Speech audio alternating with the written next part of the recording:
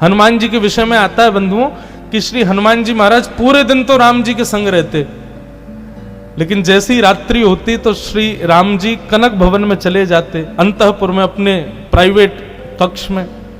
तो हनुमान जी संग संग जाते, तो जैसे ही राम जी कक्ष में प्रवेश कर रहे होते तो सखियां रोक देती, बोले हनुमान जी इससे भीतर नहीं, आपकी सेवा बाहर बाहर की, यहाँ की नहीं है।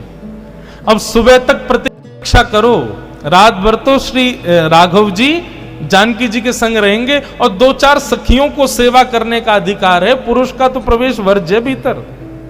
हनुमान जी बोले हम तो बानर हैं, पुरुष भी नहीं है, हमको जान दो। गोपियां बोले नहीं, बाहर रहो।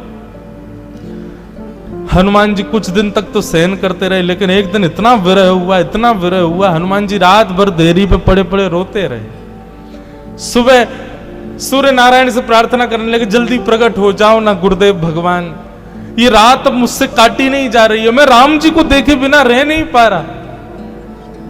जैसे सूर्य उदय हुआ, प्रातःकाल का समय, राम जी जैसे ही बाहर आए, हनुमान जी लिपट गए चरणों से, बोले भगवान मेरी एक वेदना है, दूर करो।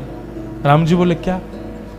ये रात्रि नहीं होनी चाहिए, ऐसी कोई विधान बनाओ कि दिन ही दिन रहे। राम जी बोले क्यों? ये तो प्रकृति चक्र है भैया, रात्रि तो होगी। बोले महाराज अगर रात्रि ज्यादा दिन तक और होती रही ना तो मैं हनुमान किसी दिन कहीं अंतर्ध्यान हो जाऊंगा, मेरे प्राण निकल जाएंगे। राम जी बोले क्यों?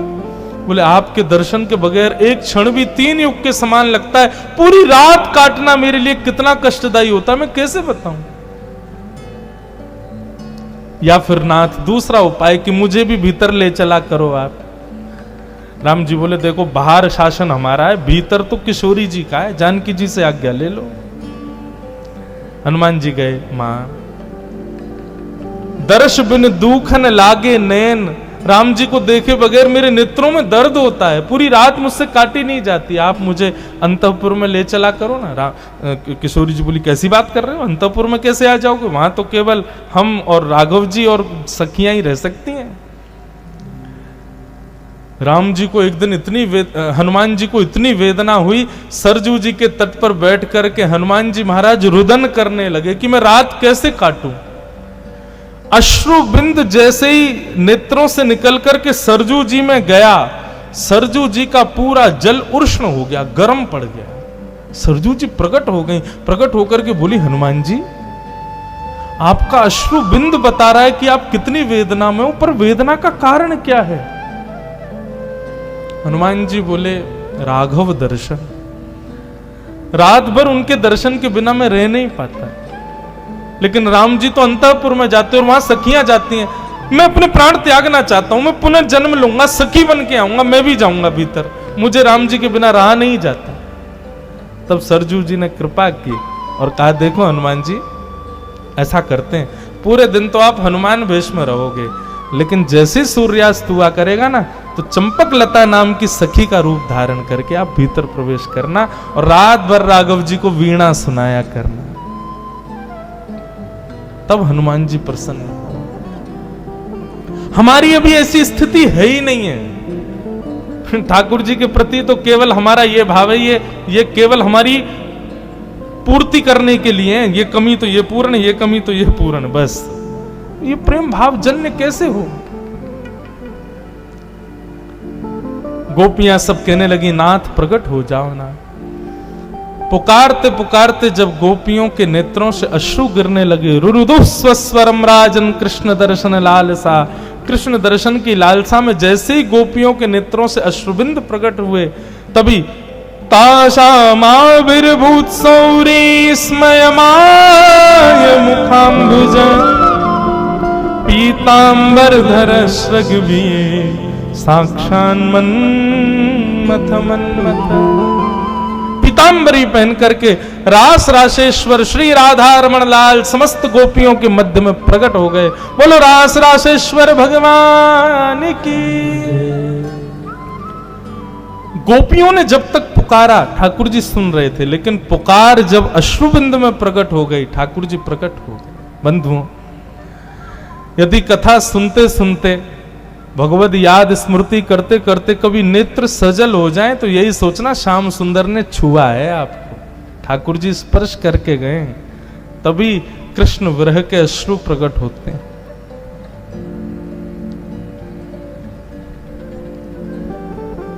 गोपियों के अश्रु जैसे ही आए, रुरुदु स्वस्वरम राजन, ठाकुर जी प्रकट हो गए। कृष्ण विरह में अश्रु प्रकट हो जाए तो समझना ठाकुर जी प्रकट हो ही गए हृदय में।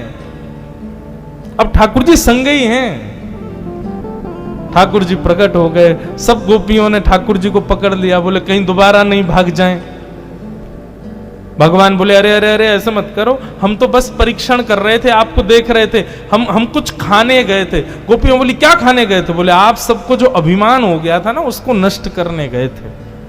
आपको रूप का अभिमान, अपनी योग्यताओं का अभिमान हो गया था, अब आप सब अभिमान रहित हो गई हो। इसका परिणाम क्या है कि अभिमान रहित है। अभिमान रहित व्यक्ति कभी रो नहीं सकता, अभिमान युक्त व्यक्ति रो नहीं सकता। अभिमान रहित व्यक्ति के ही नेत्रों में से आंसू आते हैं। और एक और बात, संसार के लिए नहीं, भक्ति प्राप्ति, भगवत प्राप्ति में यदि किसी के नेत्र सजल हो रहे हैं तो निश्चित है कि वो अभिमान रहित है। गोपियों के नेत्रों के अश्रु प्रमाण दे रहे हैं कि वो अभिमान रहित हो चुकी हैं। ठाकुर जी बोले अब हम रास नहीं, अब हम महारास करेंगे। और जितनी गोपी थी उतने कृष्ण ने रूप धारण कर लिए, और वृंदावन की भूमि में यमुना के तट पर महारास हुआ। आहा, कैलाश पर बैठे हुए महादेव नेत्र खुल गए। पार्वती जी से बोले रक्षा करना कैलाश की, हम जा रहे हैं। बोले कहां जा रहे हो? बोले वृंदावन जा रहे हैं, क्योंकि जगत नियंता जगदाधार जगदीश्वर आज महारास कर रहे हैं। जैसे ही महादेव वृंदावन आए, गोपियों ने द्वार रोक दिया। बोले कहां घुसे जा रहे हो? महादेव बोले मैं भी रास में जाऊंगा भीतर।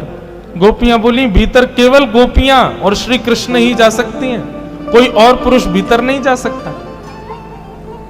महादेव बोले अभी आपको बाह्य रूप से मैं पुरुष दिख रहा हूं, पर भीतर से देखो मैं भी एक गोपी हूं, मेरे भी प्रत्येक रोम कृष्ण को चाहता है।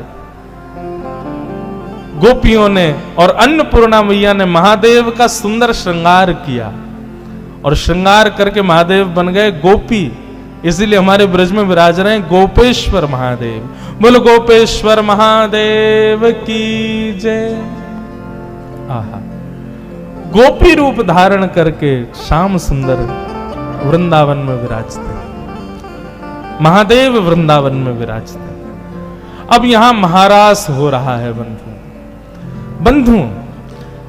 अभी अभी हमने सुना कि रास का मतलब नृत्य नहीं, तो फिर महारास में नृत्य क्यों हुआ?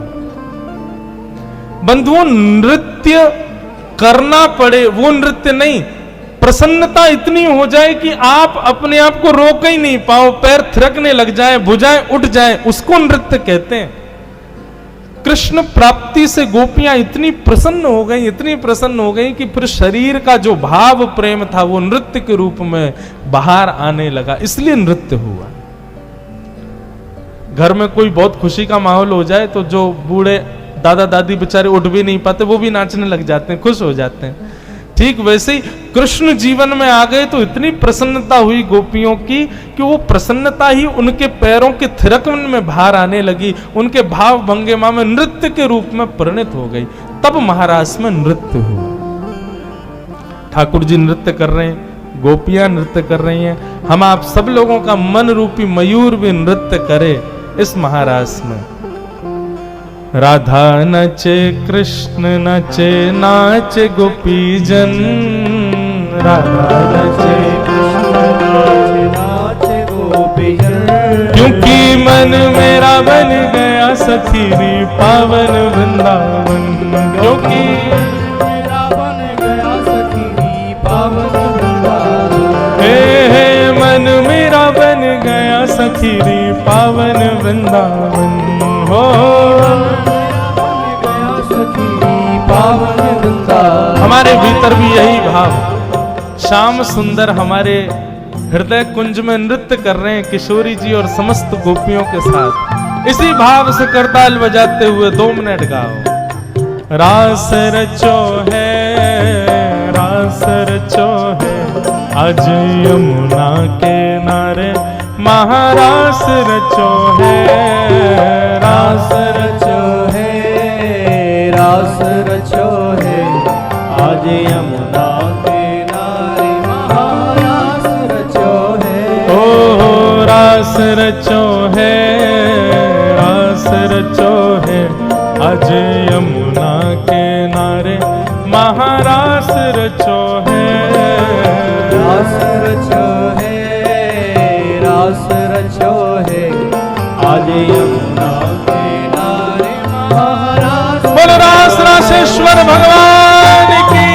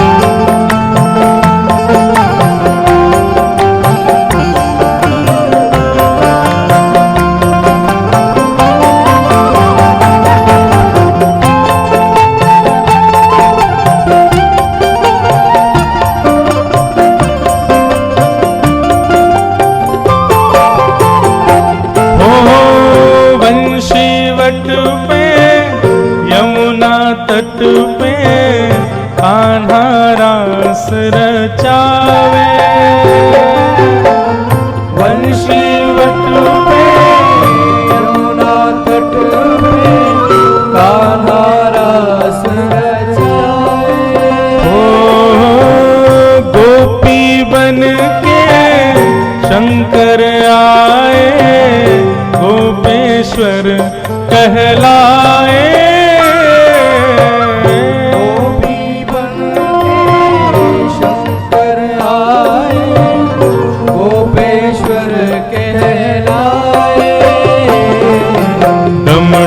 डमरू बाजे कान्हा की मुरली पे, डम डम डमरू बाजे कान्हा की मुरली पे। ओ डम डम डमरू बाजे कान्हा की मुरली पे, डम डम डमरू बाजे कान्हा की मुरली पे। ओ जग सारा नाचे रे श्याम संग राधा नाचे रे। श्याम संग राधा नाचे। ओ श्याम संग राधा नाचे रे। ओ श्याम संग राधा नाचे। राधा नचे कृष्ण नचे, नाचे गोपी जन। राधा नाचे कृष्ण नाचे, नाचे गोपी जन। क्योंकि मन मेरा बन गया सखी रे पावन वृंदावन। क्योंकि मन मेरा बन गया सखी रे पावन वृंदावन। ओ मन मेरा बन गया सखी रे पावन वृंदावन। मन मेरा बन गया सखी रे पावन वृंदावन। हे ब्रह्मा भी नाचे, शंकर नाचे, नाच देवगण। नाचे नाचे देवगण। ब्रह्मा भी नाचे, शंकर नाचे, नाच देवगण। ब्रह्मा भी नाचे, शंकर नाचे, नाचे देवगण। सूरज भी नाचे, चंदा नाचे, नाच तारागण। सूरज भी नाचे, चंदा नाचे, नाचे तारागण। क्योंकि मन मेरा बन गया सखी रे पावन वृंदावन। मन मेरा बन गया सखी रे पावन वृंदावन। ओ मन मेरा बन गया सखी रे पावन वृंदावन। मन मेरा बन गया सखी रे पावन वृंदावन। ओ रास रचो है, रास रचो है आज यमुना किनारे महारास रचो है। रास रचो है, रास रचो है आज यमुना किनारे महारास रचो है। महारास रचो रचो है, यमुना किनारे महारास रचो है। रास रचो है, रास रचो है, आज यमुना किनारे महारास रचो है। ओ आज यमुना किनारे महारास रचो है। आज यमुना किनारे महारास रचो है। ओ आज यमुना किनारे महारास रचो है। यमुना किनारे महारास रचो है। ओ आज यमुना किनारे महारास रचो है। आज यमुना किनारे महारास रचो है। ओ आज यमुना किनारे महारास रचो है। यमुना किनारे महारास। बोल रास रासेश्वर भगवान। सब ब्रजवासी गोपियां ठाकुर जी के साथ रास विहार कर रही हैं। ऐसा सुख